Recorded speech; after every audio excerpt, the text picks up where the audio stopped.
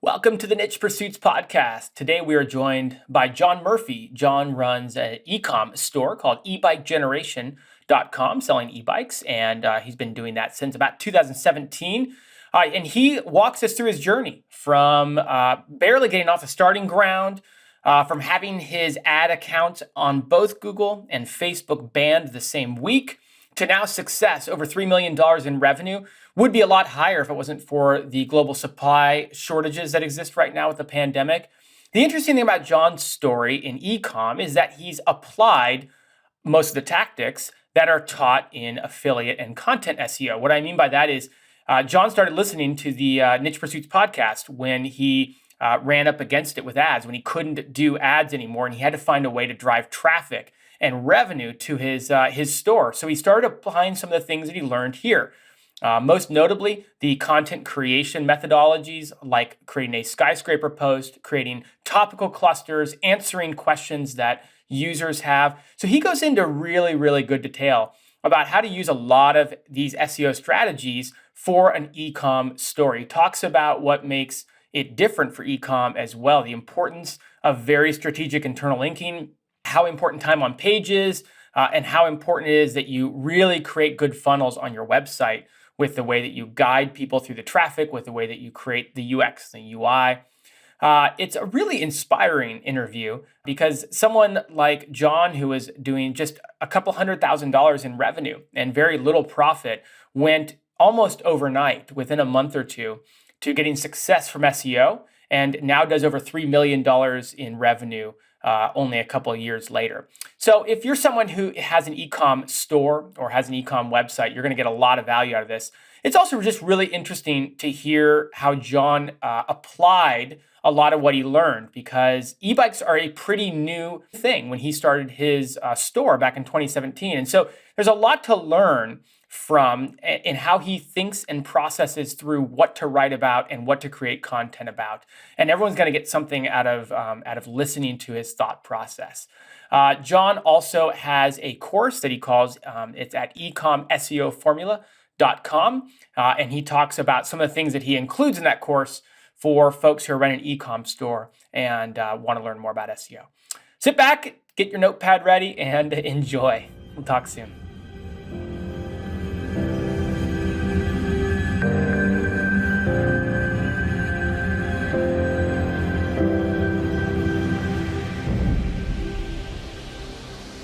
Welcome back to the Niche Pursuits podcast. My name is Jared Bauman, and today we are joined by John Murphy. John, welcome on board. Yeah, thanks, Jared. It's nice to be here. Yeah. So you're with ebikegeneration.com, and it's an e-com site. So we'll be talking about e-com today. But a lot of the things that I know we have on our agenda to talk about apply across the board to site owners and whatnot. Some of the things that you've learned and implemented are very, I'll call it un-e-com or different for e-com. And so I think there's a lot that everybody's going to be able to gain out of today. Why don't you give us your backstory? Tell us about how you landed on that website and that project, but also just, your build up to it. Yeah, well, I used to work for General Electric. I used to work in finance, and it was soul sucking the life out of me. It wasn't good. I didn't enjoy it. I was working like 60, 70 hours a week. And I just really wanted to find something I could do, whereas I was basically in charge of my own time and make money. And if I could do that from home, even better, because my wife also has a very good career. And every couple of years, she'd get a good opportunity, and we would have the conversation of, should we relocate again?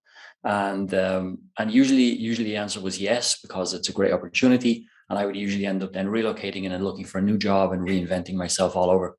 So I figured if I can find a way to make money online, we only have to have internet. And so I went down that rabbit hole for a long time, like maybe, I want to say 6 to 12 months, just of, YouTube videos of how to make money online. And I read Tim Ferriss's The 4-Hour Work Week like everybody else. Oh yeah, and of course, it's a rite of passage at this point. It is, and that was just one of those. That was during the book, before I even finished the book, I thought, okay, I think I know how this might work, and that led me down the road of dropshipping. and that's how I got into ecom. So um, I went through a process of just basically looking for a product. There is a specific criteria you can look for. It doesn't have to be something that you like or you're passionate about or something that you are involved in already. So I went through the process and landed on e-bikes, and then I built the store, and then I've just been trying to grow it ever since. So when did you start making the jump into drop shipping? What, just for a timeline purpose, what year was that? So it was early 2017. Okay. So I know because I just recently was on Namecheap.com, and I noticed that I have the domain since the 28th of April 2017, which means I started to build out the store and stuff like that. And I launched at the end of July 2017. A bit of a tangent here, actually. That reminds me, I almost died, and my store almost launched without me, because the weekend I built the store, I was ready to go, and I set up the classic Google Shopping ads. I'd set up the account, and I had ads ready to go, but I set the ads to go out on the first of August, or the 31st of July. So, which was about 2 days in advance, just in case I found some issues before the ads start running and I start spending money. And the day I set everything up ready to go, it was going to go without me. I had I went into anaphylactic shock. I ate some fruit that it turns out I'm completely highly allergic to. Oh Ended my. up in hospital for 2 days on a heart monitor, and my store launched without me. Oh my God. You had it all set up to launch, and you weren't even there for it. Yeah, exactly. Yeah, Oh my they nearly outlived me. God. What? It was only a couple of days old. Yeah. Wow. Well, after that dramatic start, what did what did the first couple of years look like? You kind of glossed over what I'm sure was had a journey with up and downs along the way. What would the first couple of years of drop shipping look like? Because e-bikes were probably, I mean, I don't, you'd know better than me, obviously, but fairly a newer concept at that time. Yeah, so back in 2017, when I was looking for like a niche to enter, and a product to launch, I felt like e-bikes was pretty new product. It didn't take long for everybody else to have the same idea, though, so it did become very saturated pretty quickly. Okay. Um, there are still people that will say, how does an e-bike work? What is an e-bike? But not so much any day now. But back in 2017. There wasn't a lot of search demand. I think it was really when it was. I think the search volume was about 30,000 search volumes a month globally US for e-bikes. Whereas I think the last time I checked, it was closer to 100,000 now. So it was slow. Like with e-commerce, there's a lot to learn. You have to wear a lot of hats. It's not a case of if you build it, they will come. You build a website, and all of a sudden you've got traffic. The classic path is you pick a niche, you build a website on Shopify because it's the easiest to do, and Right. it looks good. And then you start running shopping ads on Google through Adwords, because that's the quickest way to your first sale, basically. So it's sort of like the validation process comes through that way. So you learn how to run ads, you learn how to set up ad campaigns, and how to budget your ad spend for the month, and see how many people you can get to the store that way. I didn't have a lot of money, so I wasn't able to get a lot of visitors all in one go. So not getting a lot of visitors, and the conversion rate for e-commerce isn't very high, and the higher the cost of the product, the lower the conversion rate. So I wasn't exactly crushing it with sales at all. Like 2017, I actually spent more on ads than I made in revenue in 2017. I made 2 sales. So I launched at the end of July, and by the end of the year, I'd made 2 sales, and I'd spent more on ads. So in 2018, I started, I had a full year. I started seeing more sales, and it was a modest, very modest earning, not something that I could quit my job doing. So it was a slow burn. Every year was a little better with ads, but it was still, still spending a lot on ads to try to make a little bit of a profit. But I really wanted to quit my job, so I wasn't going to treat it as a side hustle. I really wanted to make it work. So I just kept at it and just kept grinding away to see if I could just get more traffic and more sales and, convert more people. So yeah, when you're wearing lots of hats, you have to try to learn lots of customer service, email marketing, AdWords, Facebook retargeting. There are lots of things, lots of moving parts to ecom. So 2017, two sales, definitely not a coming out of the gates hot sort of situation here. 2018, you said pretty slow as well.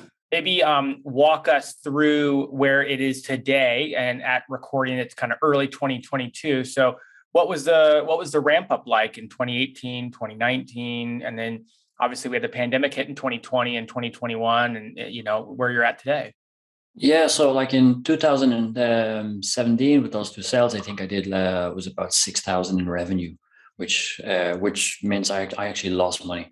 In 2018, I made maybe I did 300K in sales, but because I was spending most of the profits on ads, I think I came away with approximately $24,000. That's pre-tax net profit. So I started to pay the 21% on that. So, it was modest. It was like maybe 20K at the end of the day for the whole year. But it meant that it was working. It was profitable. I just needed to figure out how to make it more profitable. 2019 was ramping up to be a good year because I'd been getting more traffic. I'd been getting more sales. It looked like I was going to have maybe a better year than 2018. That's what I was hoping for. But then at the beginning of June 2019, I got suspended from AdWords and Facebook in the same week. And basically, that was just torpedoed me out of the water. And all my traffic went away overnight, immediately. No traffic. Oh, so that was, yeah. Both Google and Facebook in the same week. That's at the same week. And it wasn't like I didn't publish one thing and then put it on both. It was just like on Google AdWords. So e-bikes, it turns out, which I didn't know. As for Google AdWords advertising policies, it falls under the category of vehicle, and you're not allowed to advertise vehicles in Google Shopping. I didn't know, so I was doing it. So I got suspended for that. But in the same week, Facebook, when you have products listed and you connect your Facebook account to the store, Facebook wants you to spend money. So they will say, oh, you should boost this post. And boosting is not really like running an ad. It's like putting money behind a post that you just did organically to get it in front of more people. And that may, you might get more people to the website. So they actually made the suggestion, do you want to boost this post? So I said, sure, I'll throw $20 onto this post. And it got me suspended.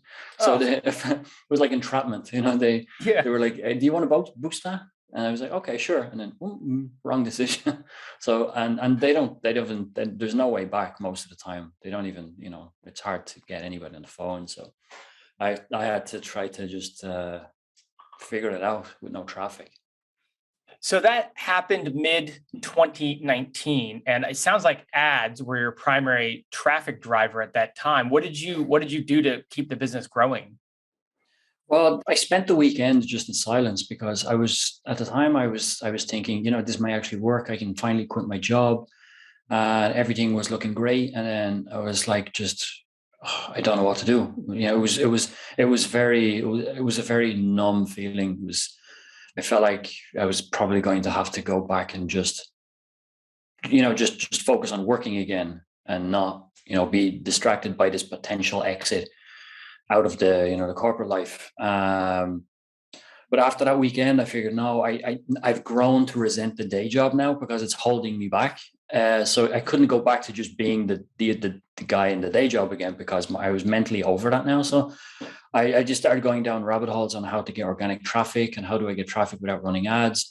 And then so I started listening to podcasts, and that's how I discovered Niche Pursuits. And I was listening to Spencer talking about the it was right around the time where he started the Niche Site Project 4. And it was just before that, but I'd gotten used to the podcast, and I was listening to guests talking about all their tactics about how to get organic traffic to a blog post and how to drive them to Amazon. And I was thinking, oh, that's kind of sounds what I need to be doing, but they're not in ecom. So I just started trying to absorb everything that people were saying and sharing on the podcast and in the Facebook group as well for Niche Pursuits, because people were really helpful, and they were just saying, have you tried this? And this is what I do. And I was just taking copious notes and trying to figure out how I could tweak it for e-commerce and then apply it to the store, and then just try to claw myself back out of the hole I was in.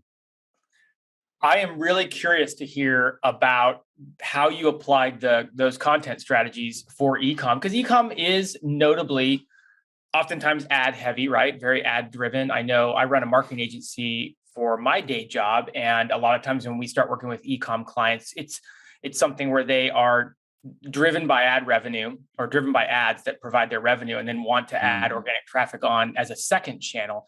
So I'm really curious to hear, just so that we can hear where things are today, and then we'll work backwards from it. Where are you at in terms of the revenue now? In terms of maybe whether you can share 2020 numbers or 2021 numbers. Tell us where you are now.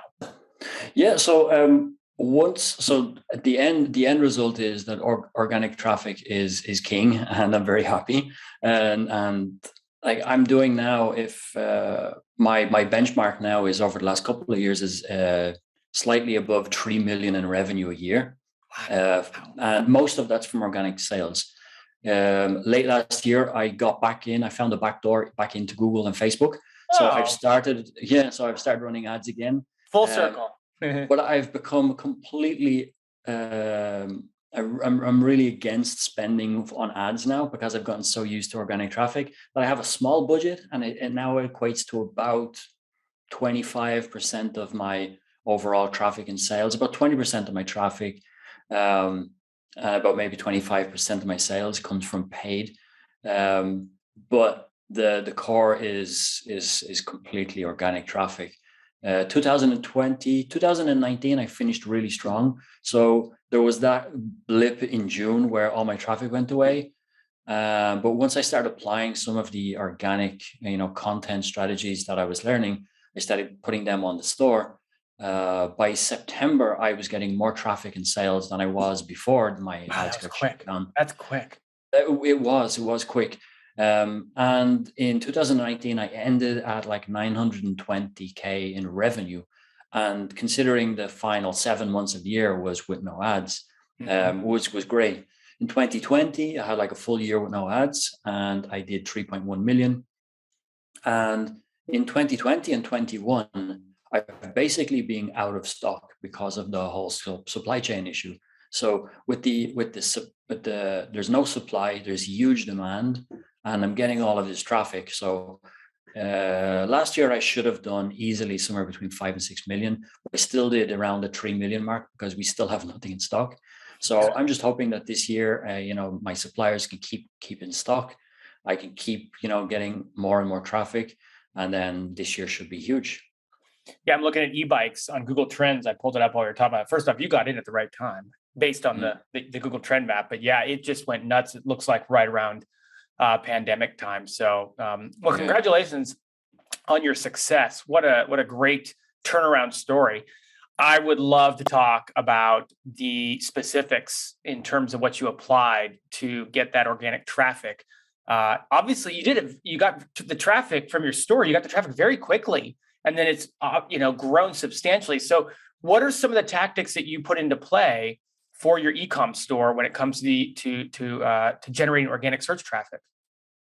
Well, there was one very important pivot I did, which helped also with the content, and that was I used to just sell like all electric bikes, like the little folding bikes, the bikes that you would take down to the city, down around town with the basket in front.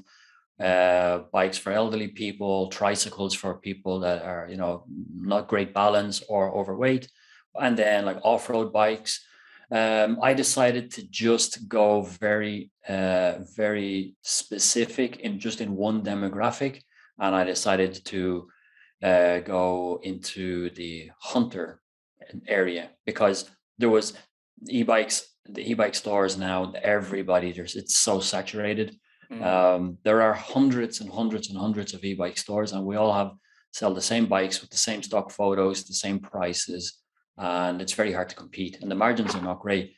So I decided I wasn't going to try to compete and just maybe corner one small market within the market. So I landed on hunters after doing some, analysis on what bikes were selling the most, which had the best margins and that sort of thing. But once I knew that hunters were my guys, then it made it easier to start targeting keywords. So what I would do is I would try to look for maybe the questions that people were asking me on the website, and then include them in some content. But mostly what I did was, at the time, there wasn't a lot of content on electric hunting bikes. It was more about electric bikes in general. So by targeting a specific keyword like e-bikes for hunters or electric hunting bikes or hunting on an e-bike, that sort of thing, I was able to create like a long form piece of content.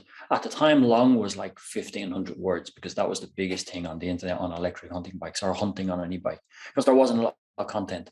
So I was able to rank pretty quickly, but it got competitive within a few months after that, because other people saw that what I was doing, and they started producing longer content. But the idea was, and what I was learning by listening to guys on the podcast was, if you have one big pillar piece of content or a skyscraper, just put everything in there, including the kitchen sink, make it extremely valuable, make it so informative that they don't have to then go and read any of the other results, because they've got all of the information they need to make a decision. And for me, the decision that they need to come to is, okay, I want to buy it, or okay, I don't want to buy it, or my curiosity has been quenched, whatever. So I just made it, and over time that piece of content has turned into something like 5,000 words. Just keep adding more content, add more relevant information, adding it like an FAQ section, or adding more questions or misconceptions about e-bikes and hunting and that sort of thing. And once I was able to get that piece of content to rank on page one, then it was all about keeping it there. And what I was hearing was that you need to create these like clusters or silos of content. And so I would write a lot more like smaller pieces of content, and they were usually like bite size, maybe like 1,000 words, and they would be still on hunting on an e-bike, but they might be very specific, like how to get a deer out of the woods after, if you were lucky enough to catch what you were looking for. How do you get it out of the woods if you're riding an e-bike? So and there isn't answers, because I get that question all the time. Deer trailer. I hadn't thought of the question until you asked it, but I'm sitting here going, that's a very good question. I wonder how you would do that. Yeah. They've thought of it, so you can just attach a trailer to the bike and then you pull it out. Like you would see people pull their kids behind on a trailer. Yep. You can get just like flatbed trailers or something similar and stick the deer on there and pull it out. Or that'd be a sight to see as you're walking down the road, just going by with your bike. Yeah. Put that on a trailer. And so basically I would create a bunch of all of this other content related to it, and then link to the pillar piece of content. So to create that sort of topical authority on hunting on an e-bike, and then have that very clear, specific, relevant piece of content that needs to stay on page one. And because I'm kind of like a one product store, like I sell a bunch of products, but it's one core thing. It's e-bikes for hunting. It was very easy to have one massive piece of content with everything in that piece, and then everything else was just to support that piece of content. So it wasn't too hard to try to get my head around. And then once I was doing that, then I was listening to the podcast, and they were talking about are backlinks important? I know Spencer says backlinks are important, but he doesn't generally spend a lot of time on backlinks. But if you put out good content, you'll get backlinks organically. but I would deliberately go out and try to get more backlinks because I just figured the more the better. Um, so I was getting backlinks to it as well. Um, yeah, so and it's not something that stops. It's not something like it's you do it once and it's done. It keeps evolving. So you talked about, you very eloquently outlined how to build out this kind of hub post or hub page, if you will, on hunting and all the resource for hunting with an e-bike, and then all the spoke pages or kind of siloed down content, the more long tail. How did you know to write these? Were you doing keyword research and you were finding these questions through keyword research, or was it because you were still a beginner at the time in how to do SEO? Were these just topics you knew that your audience was gonna enjoy? Yeah, well, I was in the sort of privileged position that at the time, I was the one answering emails, answering live chat on the store, answering the phone, and answering like if I put like some sort of a social post on Facebook on the business page, and then people would start ironically asking questions like, "That's stupid. How are you supposed to get a deer out of the woods?" And then I would like attach a photograph of a hunter pulling a deer out of the woods on a bike trailer, for example. So I got a lot of questions a lot of the time. So like I got to the point where I knew what they were going to ask me on the phone because I could tell by the tone or whatever. I knew which question was coming because I'd gotten them so much. So I had a lot of information in my head, and I just needed to maybe decide how do I package it up and make it available. And it was just more resources. Like now I would use like a tool like answerthepublic.com, for example, or that's usually what I tell people to do if they don't know what to write, because that's just unlimited supply of ideas or like FAQs or Right. topics on a specific question. But at the time, it was basically because I was the gatekeeper. I was the one getting all of the questions. So Are you a hunter of sorts? I'm not a hunter, actually. No, Okay. I would say I'm an animal lover. Um, I understand hunting a lot more now than I did. I probably would have judged hunters more when I was starting out, just because, like, if I sold a bike to a guy and he was really happy with it, and he'd send me a picture of what he did over the weekend, that it would kind of be like make me feel a little bit uncomfortable because that's not me. But I understand where they come from now, and I understand the logic behind it. And it's an identity thing. Hunters are hunters. They're not. It's not a pastime. It's not like people that play golf at the weekend. They identify as hunters, and I understand where they come from. Um, but for me, hunters made sense for me to target because they're getting curious about e-bikes. There are e-bikes fit for the job, and nobody else was marketing to hunters. Like, because the concept of deliberately eliminating 95% of your potential customers and be very polarizing is something most people won't do. And I was banking on being the only one that would go against the stream, really. And to date, every time I tell somebody to go super niche and just be laser focused on one tiny demographic of a larger pool, everybody's just too afraid to do it. And I understand that. It would be an odd thing to deliberately, push away customers, basically. Well, I think it's a good point, though, from a standpoint of people listening, and the fact that you saw an opportunity in that specific niche of e-bikes for hunters. You didn't have any particular passion or experience in it. However, however, you had become an expert on the space just by the very nature of being so engrossed in your niche. Once you chose that, you became an expert in it. And I think a lot of times people will miss the boat. Certainly, we hear about it a lot of times, examples of people missing the boat because they aren't an expert in their niche. So they end up writing a lot of articles based strictly on keyword research and based strictly on what a tool tells them, but not on what maybe their user or their audience really needs. And clearly, you did a really good job of understanding everything your user needs and all the questions they have. Yeah, it was a bit of a privileged position because I would see other people that would write content and it was clear that they were just targeting a specific keyword. like for example, I sell also accessories about that go along with e-bikes, and I outsourced some writing for a small period, and I started writing a lot of content about all of the accessories because there was search volume for that. But what happened was it started ranking quickly because there was search volume, not many people were writing about it, and then I'd start getting accessory sales. But I make a profit on the bike and I break even on the accessories. So like I deliberately do not write content about accessories anymore because it doesn't make any sense business wise. But I do know what makes sense business wise because I'm the one that was getting all of the questions. So I was in a good position to understand what they were already, looking to find out. You and I talked about this a bit off air, and I wanted to highlight it as well because you were in we'll call it a new niche, right? An up and coming niche where a lot of the topics, there isn't a lot of search volume yet for them in the keyword trackers just because these questions are so new.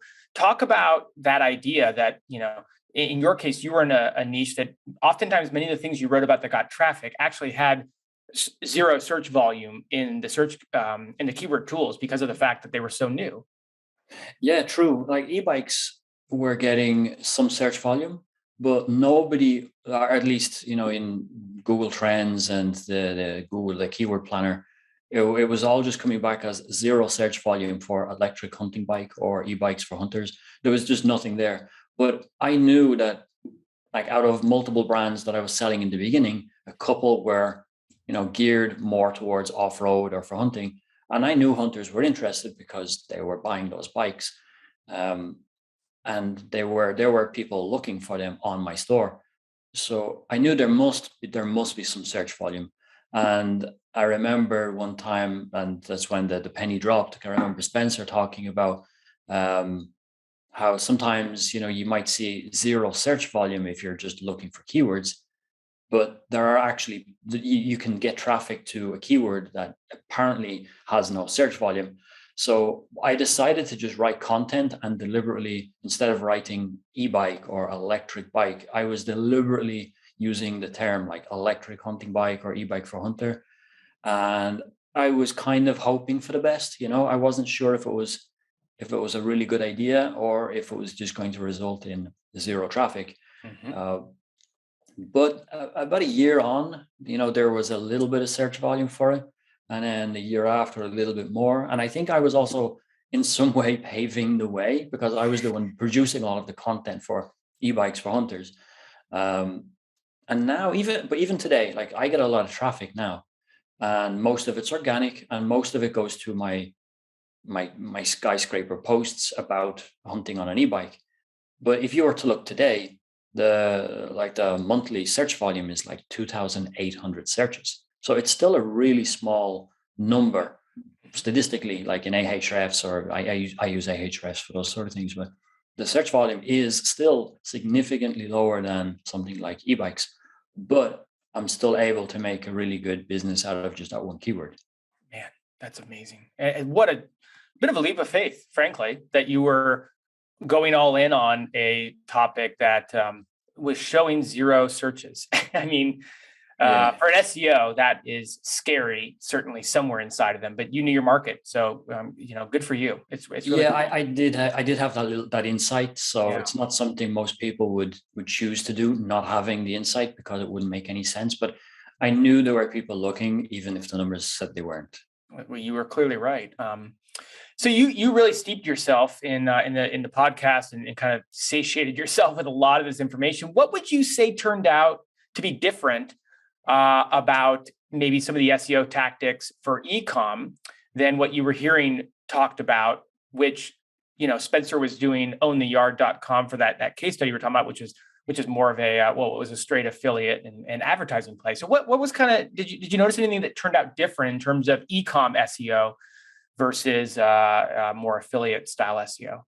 Yeah, so there is a lot of overlap in use case. But for example, in when you have an e-commerce store and you open, like you launch a store on Shopify or on WooCommerce, there's a blog section. And what e-com store owners do is they'll publish like 4 pieces of content on the same day, just so it's not bare. So if people are looking around or browsing to see if the store is legitimate or not, and they go, okay, there's also a blog section. It's not like just an empty area. Maybe it's a legit store, but the content doesn't actually serve a purpose other than try to make it look more like a legitimate ecom store. That's all. It doesn't have like there's no driving traffic to it or anything. Mm-hmm. So when I was listening and listening to the interviews as well that on the podcast and the strategies, or even what Spencer was doing for on the art, like creating the content and then building, silos of different areas of content. For me, it was like it was very eye opening because nobody in ecom was doing this. So I was thinking if I could just apply it, but I would still need to tweak it. And what I found is like time on site is a good like it's a good signal for Google. Okay, so what I found was on the affiliate sites, it didn't really matter where the internal link was. It was a little bit more random. So it could be like on a website, even though it's still within one cluster of content, the internal linking inside that cluster was sometimes a bit like a spaghetti mess, because the idea is to keep somebody going down the rabbit hole deeper and deeper. And the deeper they click through, the stronger signal is to Google. And that's great. So time on site is very important. But time on site for an e-commerce store, if they don't reach the product page, will result in zero sales.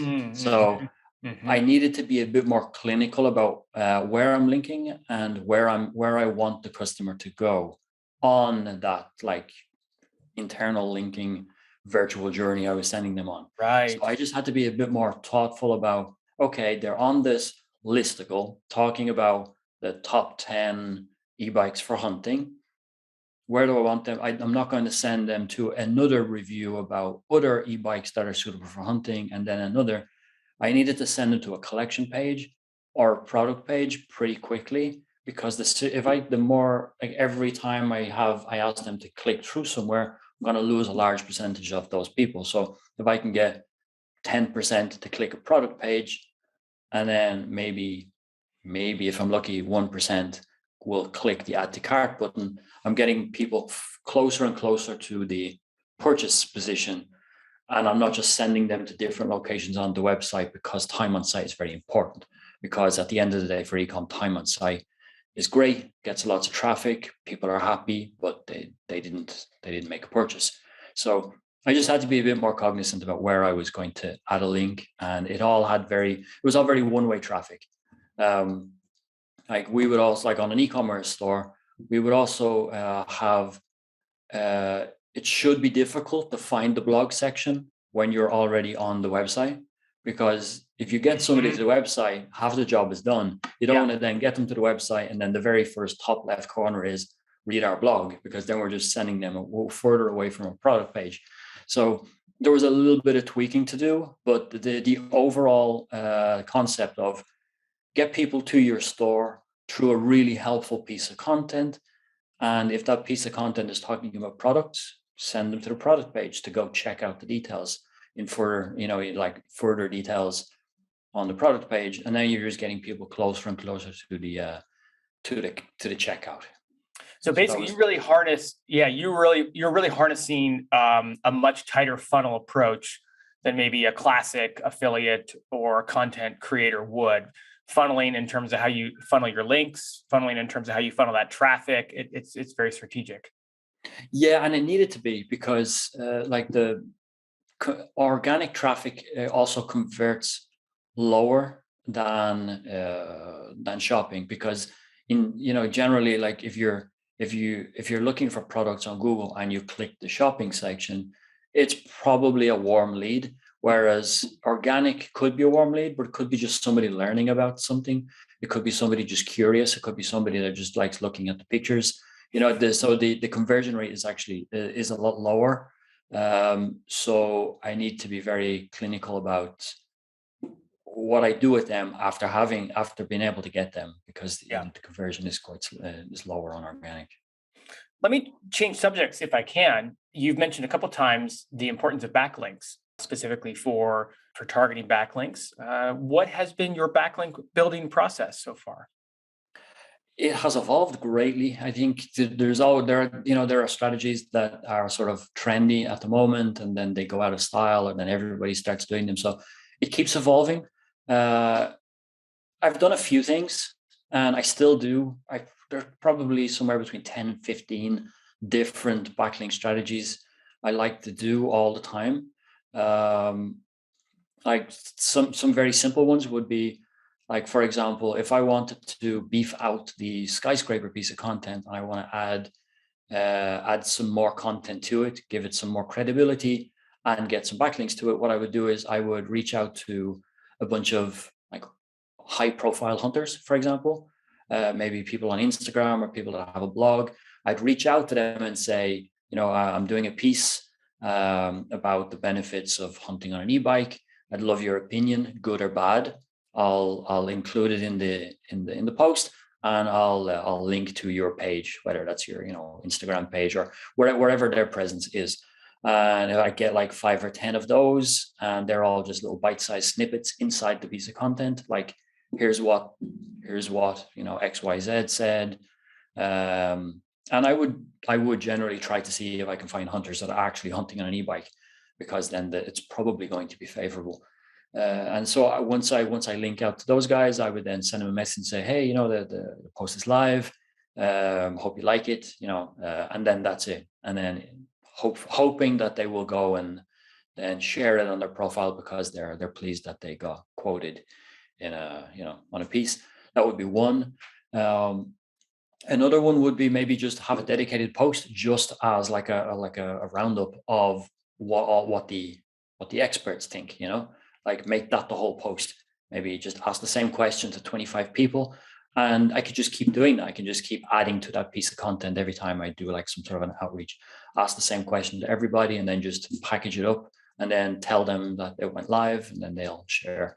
One strategy that I've found is working now, and I've been doing it for about a year, and only recently now I get cold outreach emails offering me the same. So it looks like it's getting a bit more mainstream. So it may not work as well, but I really like it, and it's creating an infographic for somebody else's blog post on the topic. So what we do is I'll use like the Dream 100 process to just make a list of all of hunter websites or hunter blogs, and or blogs in my niche or whatever.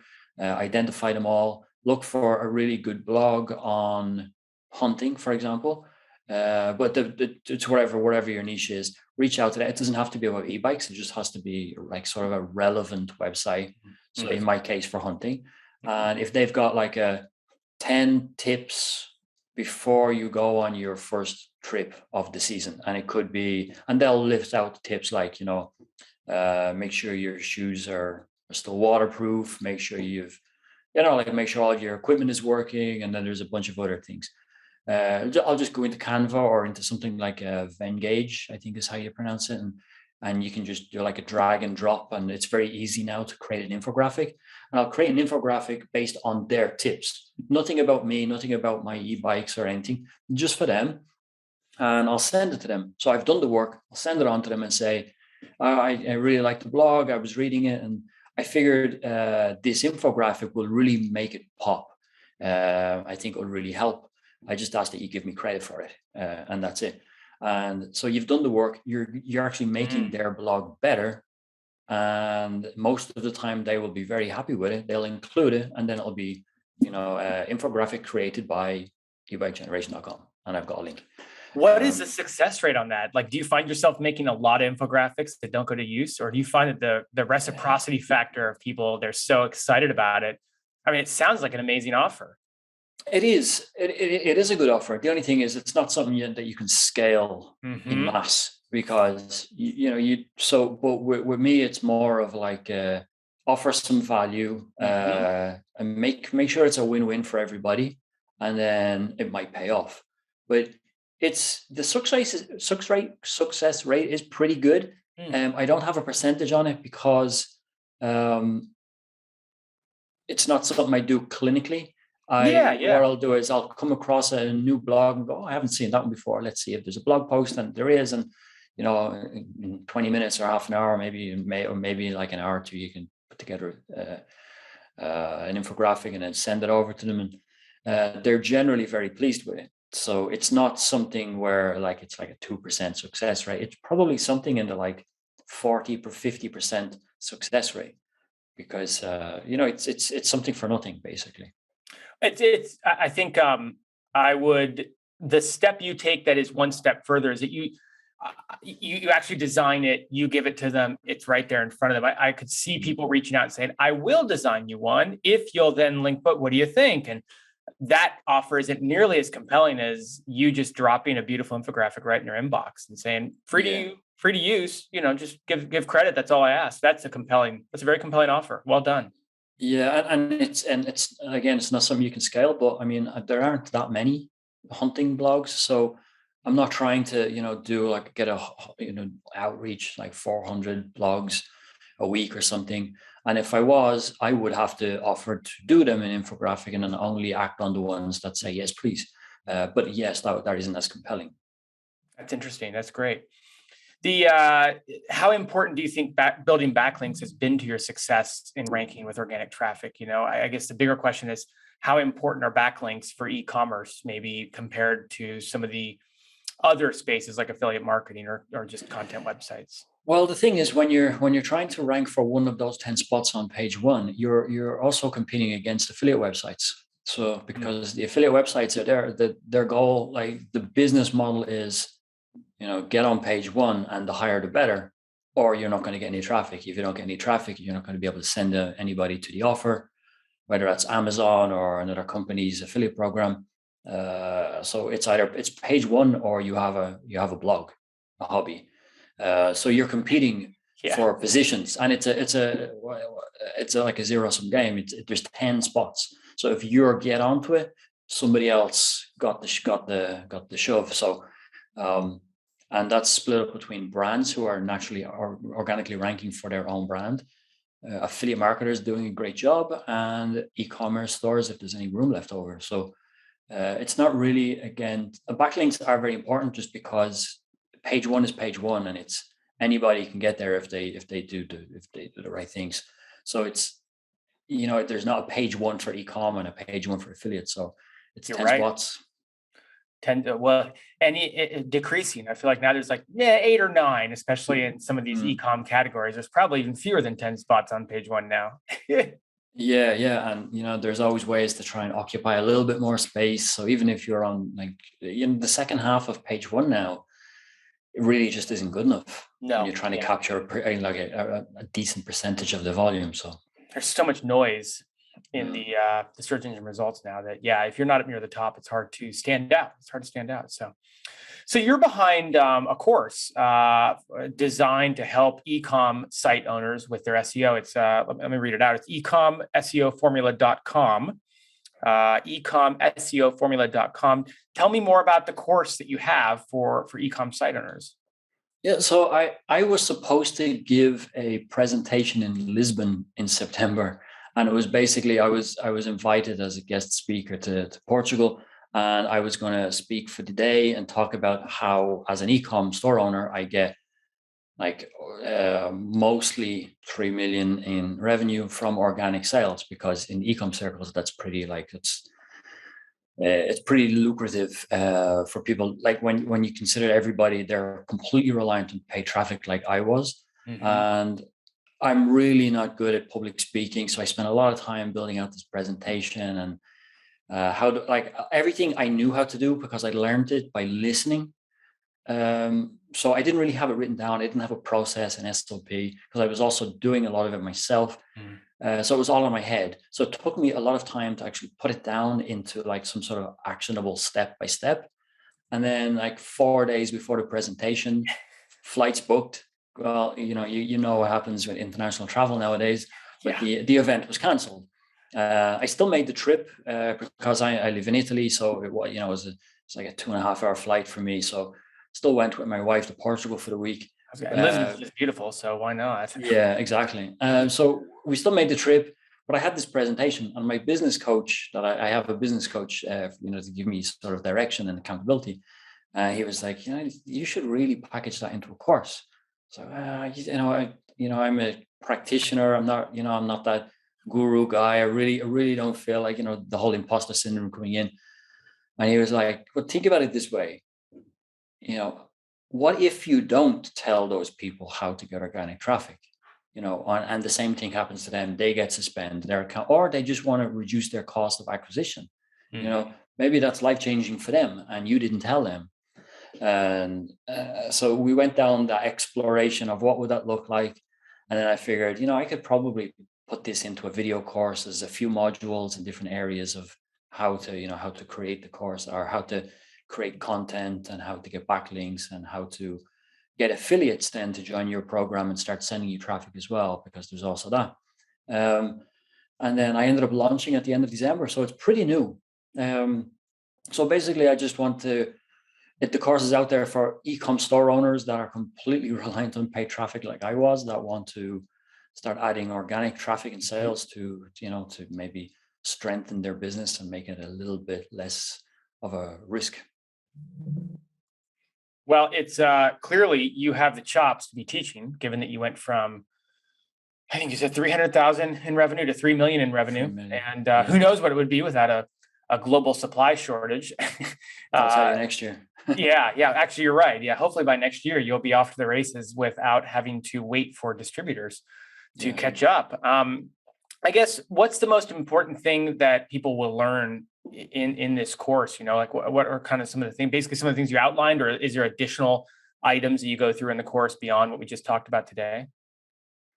There are a few more things. Like the bulk of the course is basically 4 modules. One is the content creation. So what is a skyscraper piece of content? How does it work? What goes into it? Where to find information about the content that goes in, the structure, like the table of contents, jump links, the type of call to action that will drive people to a product page, like how cluster content works, how to create the topic authority. I explained some of the Google principles like EAT, expertise, authority, and trustworthiness, and how that's important when you're creating the content, because a lot of people are in wellness, and that can be a bit of a dicey subject when you're offering health advice. Right. There's a brief module on technical SEO, because I'm not super technically gifted myself. I sort of figured it out, and I'm doing it despite some of my technical lack of knowledge. But a lot of the basics are in there, like H tags and all of the stuff that Shopify really sort of makes it easy to do. There's a module on the Dream 100 process, which was basically a concept that I learned from reading Russell Brunson's books, even though he didn't create Dream 100, but for me, he brought it to my attention, and that's how I identify the partnership opportunities with blogs and affiliates, and how to recruit affiliates that are also occupying page 1. So instead of just having 1 or 2 spots on page 1, you can recruit affiliates that are also occupying page 1. So it's like buying up more real estate on the same strip. So there's all of these little things. There's a Backlink Strategies module, which is probably like 15 different backlink strategies that I use. And then I've got a couple of other bonus videos, like how to scale in 90 days, which is a concept that I learned from my coach, which is what to focus on for 30-day sprints. And at the end of 90 days, you could be making twice the revenue just by making incremental changes in certain key areas. And I share that as a bonus video just to give a little bit more value in the course. So I do plan on adding more, because I do have a lot more ideas, but a lot of the more value I have, it's not necessarily SEO. It's like maybe my best email flows in Klaviyo that convert at like 48% or something like that, but it's not really SEO related. So I still want to just keep adding more value to the course, but so it's still a work in progress. You should have gotten into that 48% success rate email strategy today. That's great. Well, very good. Well, hey, I mean, it's always fun to have a fellow Niche Pursuits listener on the podcast sharing a success story like the one you have today.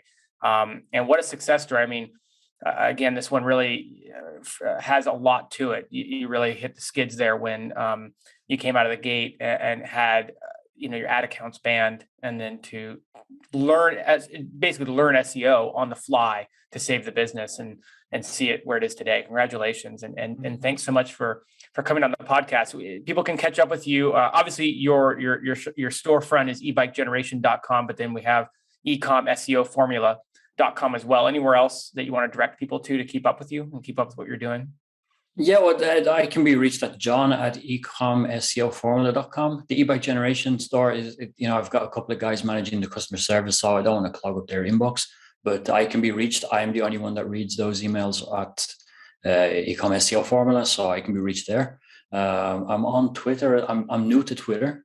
Because welcome. I've got a course now, I feel like I need to be on Twitter, which is, of course.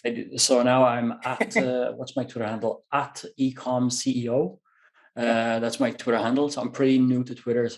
But I'm pop on by there. and say hi. I exist. Yeah.